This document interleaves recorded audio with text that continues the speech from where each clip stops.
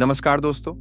आज मैं आपको एक बौद्ध भिक्षुक और उनके शिष्य की एक कहानी सुनाने जा रहा हूं, तो कृपया ध्यान से सुनें। तो एक बौद्ध भिक्षुक और उनके शिष्य जंगल में कुटिया बनाकर रहा करते थे।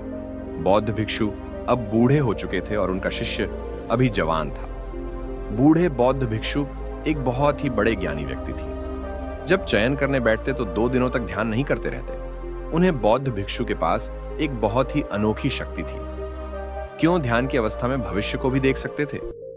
एक दिन जब वह यान कर रहे थे तो उन्होंने देखा कि आज से 8वें दिन उनके उस निवासी की मृत्यु हो जाएगी। उन्होंने अपने शिष्य को अपने पास बुलाकर कहा, मैं तुम्हें अगले 7 दिनों की छुट्टी देता हूं, तो विन 7 दिनों के लिए अपने घर रहकर आ सकते हो।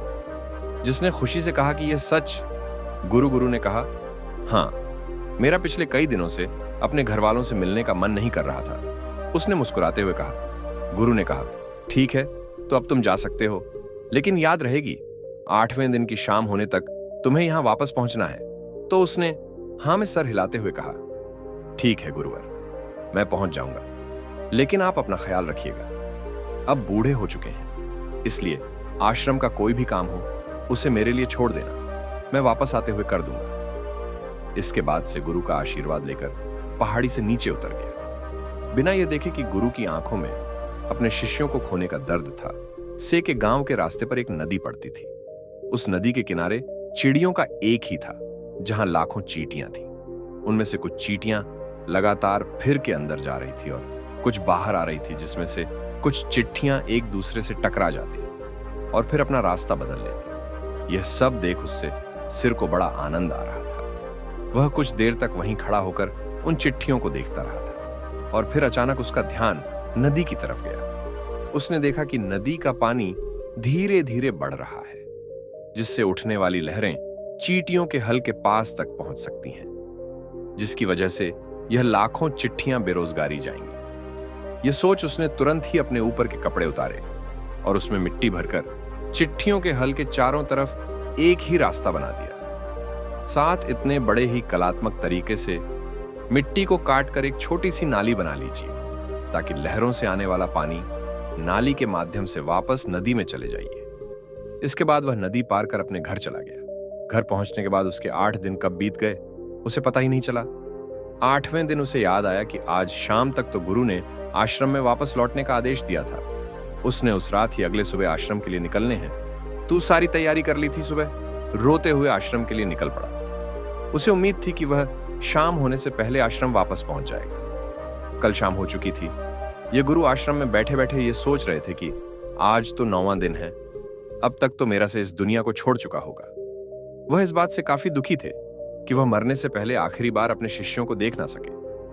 गुरु बैटिंग यह सब सोच रहे थे कि उन्हें दूर से एक इंसान जाता हुआ दिखाई दिया।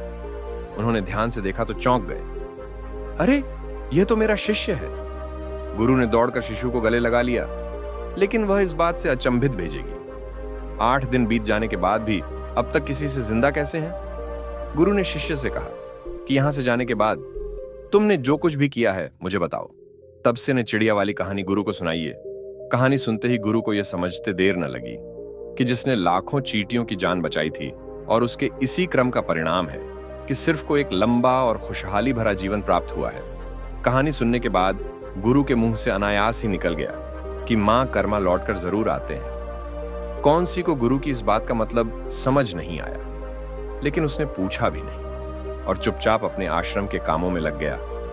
अगर हम अपनी जिंदगी में देखें तो इसे खुशी खुशी जीने का सबसे आसान तरीका है कि हम अच्छे कर्म करते रहिए। इस कहानी की तरह यह जरूरी नहीं कि अच्छे घर में हमारी उम्र को लंबा ही करेंगे, लेकिन इस बात की गारंटी है कि अच्छे कर्म हमारी जिंदगी में आने वाली दुख और परेशानियों को कम जरूर कर देंगे। कर्मों का एक बहुत ही साधारण सिद्धांत है कि हम जो कुछ भी करते हैं उसका कई गुना लौटकर हमारे पास हो जाता है। फिर चाहे वो अच्छे कर्म हो या बुरे, दोनों ही कई गुना होकर हमारे पास आते हैं। अच्छे कर्म करने के लिए यह जरूरी नहीं कि हमारे पास पैसा ही होना चाहिए, और ना ही सिर्फ किसी की जान बचाना ही अच्छा कर्म कहलाता है। किसी साये की छोटी सी मदद करना भी अच्छा कर्म है।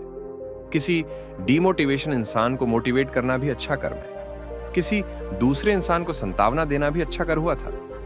कुल मिलाकर अगर हम किसी भी तरीके से किसी के दुख को कम कर पाए तो वह एक अच्छा कर्म है। और जैसे गलत कर्म करने से हमें बुरा लगता है और दुख भी होता है। ठीक उसी तरह अच्छे कर्म करने से हमें सुख की अनुभूति होती है।